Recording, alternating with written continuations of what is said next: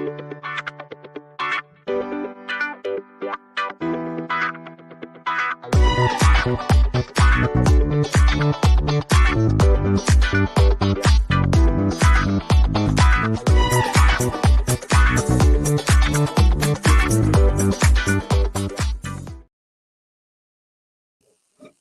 morning and welcome to session 4, is it? Of the Mausoleum of Time Explorers, and the Mausoleum of Halicarnassus is what we're going to be looking at today, because we've been looking at the ancient wonders of the world. And so this week we're going to be looking at the Mausoleum of Halicarnassus. And I've got a really creative activity that I would like you to do at the end of this session. So let's first of all start thinking about where the Mausoleum at Halicarnassus is. Does anybody know? Has anybody heard of Halicarnassus? It's a bit of an unusual sounding place. You might not even know what a mausoleum is either. We're going to get onto that in a second. Where actually is it? If you have an atlas and you looked up Halicarnassus, would that come up as a place? Well, Halicarnassus no longer is known as Halicarnassus. So the Mausoleum of Halicarnassus is one of the 7 wonders of the world. But it's actually in the modern day city of Bodrum in Turkey. So here is roughly where it is on the map. But yes, in answer to my kind of rhetorical question, I suppose, of if you looked in an atlas, would you see it? No, you wouldn't, because Halicarnassus is now known as Bodrum in Turkey.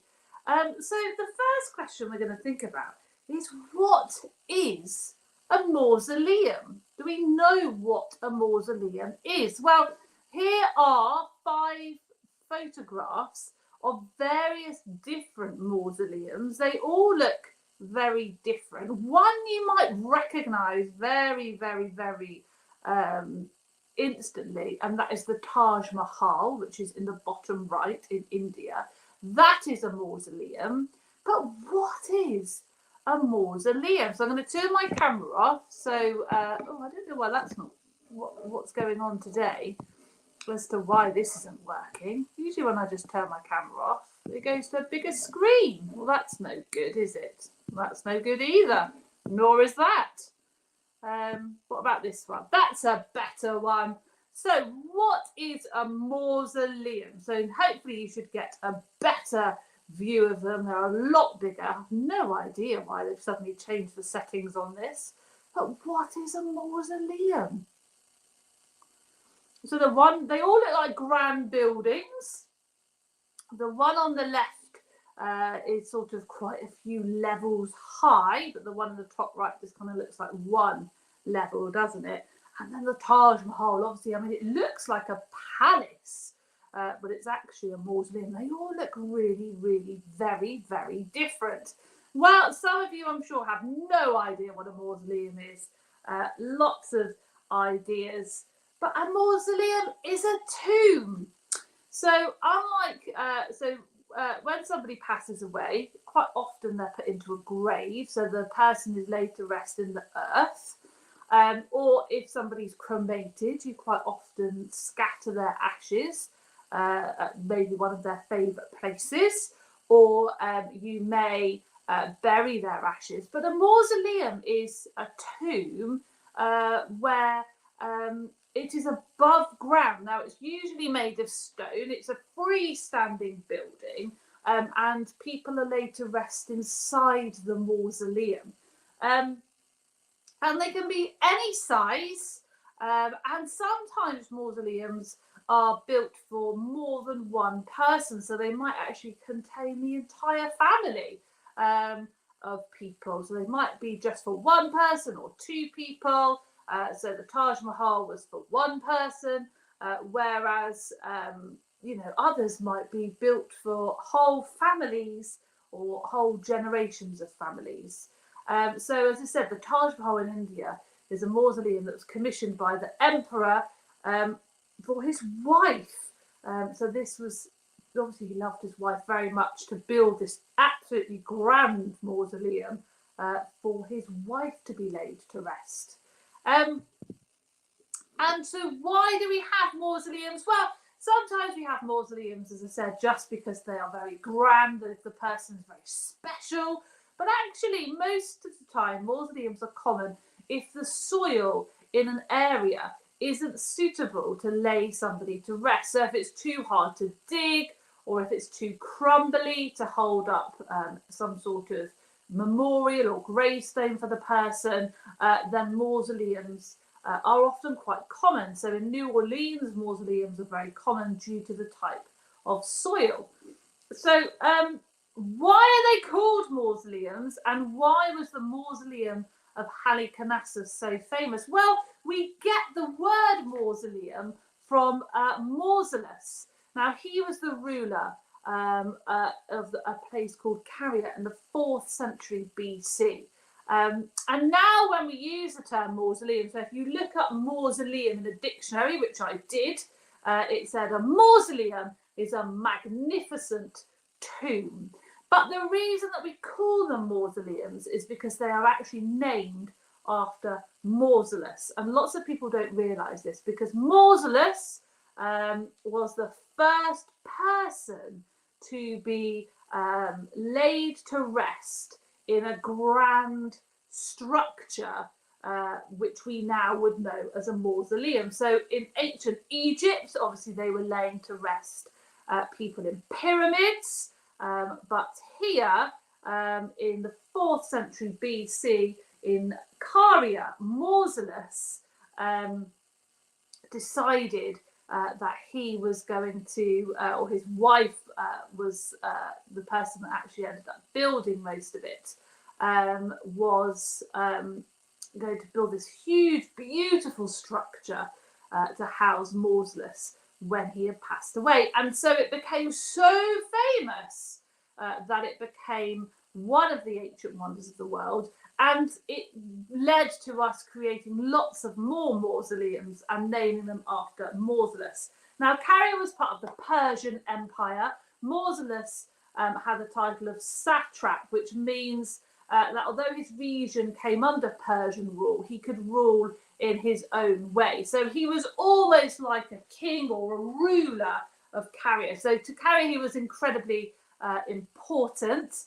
He was the protector or the keeper of this region. So even though it was controlled by Persia, the rule of this area was devolved to Mausolus.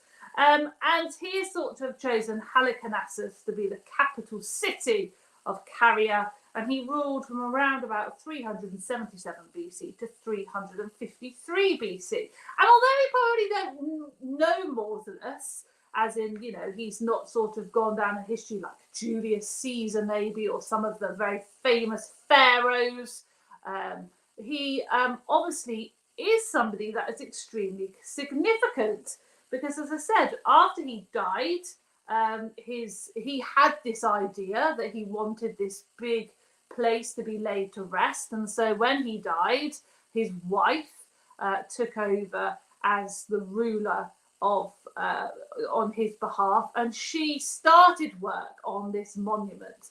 But as I said, the belief is that he wanted it. It wasn't just her that said it. And no expense was spared. So they got the best sculptors and the best architects from Greece, and they came over to design this building. And these designers later kind of wrote a book about how to build a mausoleum. So what did it look like? So I would like you to grab yourself a piece of paper and a pencil, because we are going to go through some of the clues of what people have written about Mausolus's mausoleum. And you're going to have a go at sketching what you think the mausoleum would have looked like. So the first thing to say, we've got 3 clues to start us off with. The first thing to say is outside the mausoleum, there were various stone soldiers, and they were built in order to guard the tomb. So straight outside this big, beautiful, magnificent mausoleum were stone soldiers guarding the tomb. And at the top, so the very top of the mausoleum, which is obviously where you're going to start drawing, was a very famous thing that you quite often see in Greek statues and Greek buildings, which is a quadriga. And a quadriga is a statue of 4 horses pulling a carriage that almost looks like, you know, oh, I've forgotten what the name is called. Oh, it's one of those days today. It's all going a bit wrong. It will come to me. A chariot. That's the word. A chariot. So a quadriga is these 4 horses. They're pulling a carriage, which kind of looks a bit like a chariot. And on top, in the chariot, in the carriage, is a statue of Mausolus and an Artemisia, which is his wife. So basically, the stone soldiers are guarding the tomb. So we're going to do a little quick sketch. If you don't like drawing, you could just sort of label roughly what it might look like, or you could build it out of building blocks. And at the top was this quadriga. And underneath the quadriga were many pillars beneath a stepped pyramid. Okay, so you have the quadriga at the top, these 4 horses pulling the carriage with Mausolus and Artemisia. And then you've got kind of a stepped pyramid design, and then underneath that you've got lots of pillars, so it does look very much like a Greek statue of the time. So have a go. What do you think this mausoleum looked like? What did this mausoleum look like? So I'm going to give you maybe a minute to start sketching, or maybe building it out of Lego. And actually these lessons are really hard because we don't have photographs. We don't have a lot of the remains of a lot of these places.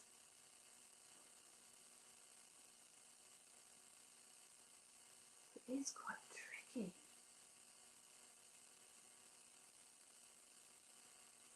Right, what else do we know? Well, each side at the bottom of the mausoleum, each side was decorated with carvings showing battles and other action scenes. So it does sound incredibly fancy.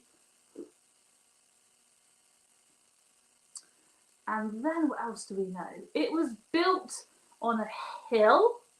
So that's another thing that you could think about. It's built on a hill. And there were statues of gods and goddesses around the sides of the building.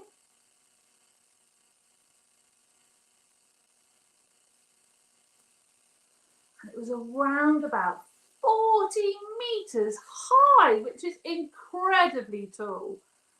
40 metres high. So what do we think it looked like? So I'm going to give you a few more minutes to have a little think of what you think it looked like. So hopefully you're having a draw, or you're building out of building blocks.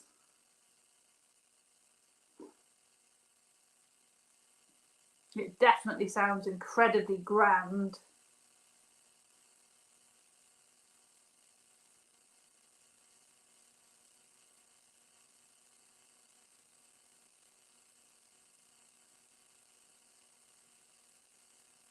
Now, if you want some more time to carry on drawing your mausoleum for Mausolus, then do please pause me. Please don't feel like you're overly rushed. So if this is something that you really enjoy, rebuilding an idea of what this ancient wonder looked like, then do please do pause me, even though I'm live. But this is an artist's impression of what the mausoleum looked like. So you can see right at the top, you can only just sort of see a tiny little bit of it. You can see the quadriga, you can see the horses.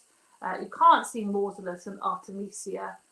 You can then see this stepped pyramid shape underneath. You can then see all of these pillars. And then underneath, there's some sides decorated with battle scenes, although the illustrator here has chosen not to do that. And then down below, statues of the goddesses. Now, we're not entirely sure from what we've read It might have been with the sides that there would have been battles, and the statues of goddesses would have been, and gods would have been around that part too. Nobody overly knows. And then some of the writing says that there were these stone soldiers guarding the tomb. So you can see there that there's some stone soldiers with their swords drawn. Now, at 40 metres high, I think it would have been an incredibly impressive, really impressive building to go and view. But today, only the ruins of the mausoleum remain. It was thought that, again, a bit like quite a few of the ancient wonders, that it was destroyed by an earthquake. This seems to be a running pattern for our ancient wonders of the world, because they think the Colossus of Rhodes collapsed potentially with an earthquake, and they think potentially the Lighthouse of Alexandria also collapsed due to an earthquake. And the thought is, again, that the mausoleum also collapsed due to an earthquake. So the ruins only remain. And it's thought that basically, because there was so much free stone on the floor, that lots of the stone was removed and then used in other buildings over time.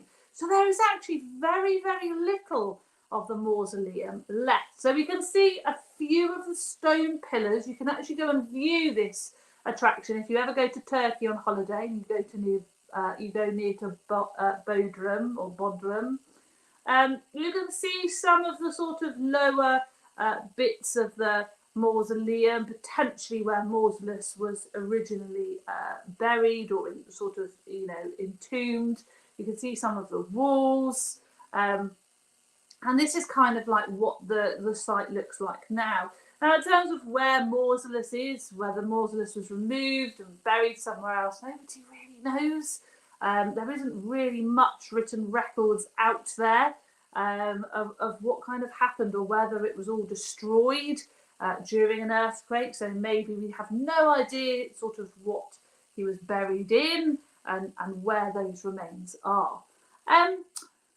The other thing to say, here are the statues of Mausolus and his wife.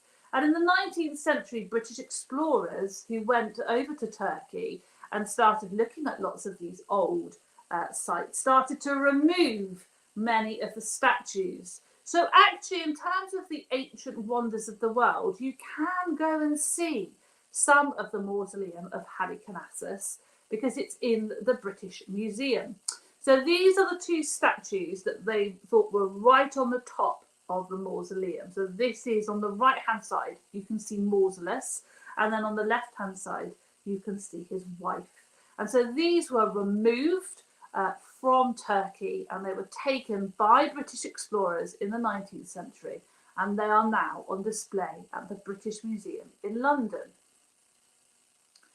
So my next thing to think about, and this is for you to sort of have a little discussion at home about, is why do you think explorers took the items? And do you think it was right to do so? Or do you think they should have remained in Turkey? So one of the activities, I'm going to leave you with two activities to do today, because I don't really have much more to say about the mausoleum, and I think that this is about you getting to grips with this at home and talking about this amongst yourselves. So the first thing is, could you research there's a lot online about the differing arguments about whether or not the British Museum should still hold lots of the ruins of the mausoleum of Halicarnassus. And so research those differing arguments. So the British Museum say that they are the most, they are protected in the British Museum, they're looked after in the British Museum, but obviously they have been taken. Lots of people would say that was theft, that British explorers during the 19th century, taking things without permission wasn't very acceptable. And so we have this with a lot of museums, particularly with the British Museum. There's lots of sort of suggestion that some of the things should be returned. However, sometimes some differing countries say, no, you can keep those things because we want our history to be told outside of our country. So it's a very tricky situation, because obviously if they're in the British Museum, it's one of the biggest museums in the world. It can look after it effectively, and sometimes differing countries don't want their items back. But also sometimes that's not really our history. We're not telling the history of Britain, are we, by having these things in our museums? Should they not be returned to Turkey?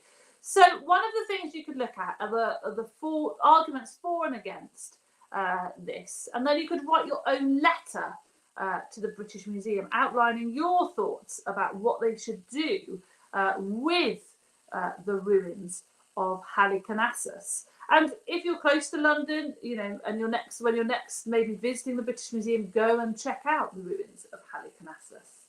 The other thing to say is that many people who live in modern day Bodrum or Bodrum have no idea that the mausoleum was so historically significant and was one of the ancient wonders of the world. And so Halicarnassus is actually very, very famous. It's famous for two reasons. It's famous for Mausolus and the concept of creating this concept of a mausoleum, but it's also famous as the birthplace of Herodotus. And Herodotus was one of the most famous ancient historians. So if you ever go and study ancient history, you'll always be hearing about Herodotus. And he also was born in Halicarnassus. And lots of people that live in modern day Turkey, who live in Bodrum, which was once Halicarnassus, don't even understand the significance of the ruins that are up the road.